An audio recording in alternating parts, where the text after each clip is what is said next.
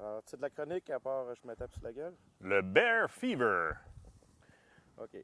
Quand tu veux. Aventure chassée. Bon, on va le lire.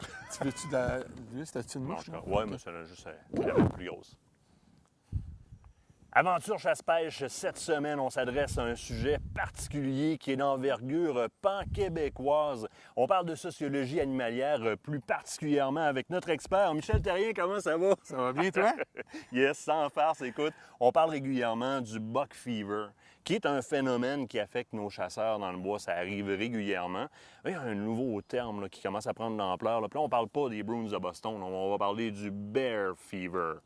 Écoute, c'est vrai qu'on associe beaucoup le terme buck fever au fait de voir un orignal majestueux ou un chevreuil, mais un gros ours, là, quand tu t'en attends pas, puis ça arrive, là, un ours de 300, 350, 400, puis des fois, il va rentrer, là, puis il va avoir des comportements un petit peu hostiles. Là. Le chasseur qui n'est pas psychologiquement préparé à ça, ou qui ne s'attendait pas de voir un ours comme ça, ni de voir un comportement comme ça. Moi, je l'ai vu, là, les réactions, vivement. Là. C'est les mêmes symptômes qu'un orignal de 60 pouces. Respiration rapide, le shake, puis là, les tirs seraient hasardeux. Il faut qu'on batte ça. Parce que ce moment-là, c'est pour ça qu'on chasse. On n'entend plus rien, on a le pouls à côté d'un tympan. On est...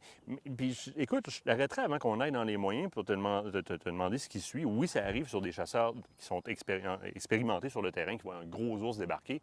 Mais dans la vie de tous les jours, on a des chasseurs qui vont à la chasse à l'ours depuis seulement 2 ou 3 ans. À toutes les fois qu'il y a du poil qui apparaît dans le Kodak, à toutes les fois qu'il y a du poil qui apparaît devant eux autres, c'est tout de suite la nervosité, la fébrilité. Là. C'est-à-dire, il y a un gibier potentiellement attiré devant, il y a un état émotionnel qui embarque, on est fébrile. Ouais. Ça prend un certain stress, ça prend une certaine adrénaline. Puis on le voit chez les militaires, on le voit chez les gens qui font des applications professionnelles, qui sont dans des contextes comme ça, qui sont en situation de stress. Même maintenant, j'ai guidé des chasseurs puis qu'il y avait une application sur eux autres avec Apple, puis on voyait leur battement cardiaque pendant que le gibier était là. C'est violent, là, c'était violent, parce que le soir, on voyait les spectres. Mais l'idée, là, on n'est pas à l'abri de ça, mais si psychologiquement, on anticipe, parce que c'est souvent l'effet de surprise qui cause ça.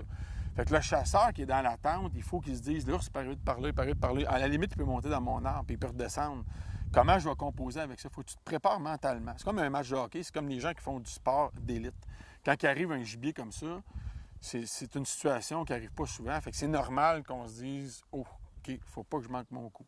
Et là, il faut être plus méthodique, plus axé sur dire, OK, là, il faut, je pense, à placer ma balle au bon endroit.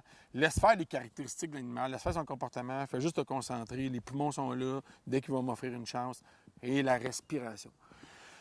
Une respiration qui est calme et une visualisation de qu'est-ce qu'on veut réaliser avec cet animal-là. Fait que respiration, mouvement des mires, respiration, mouvement des mires. Se rappeler que c'est quoi la pire erreur que je peux faire?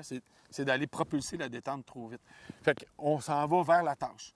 Respiration, mire, détente, puis arrêter de focusser sur tous ces détails-là.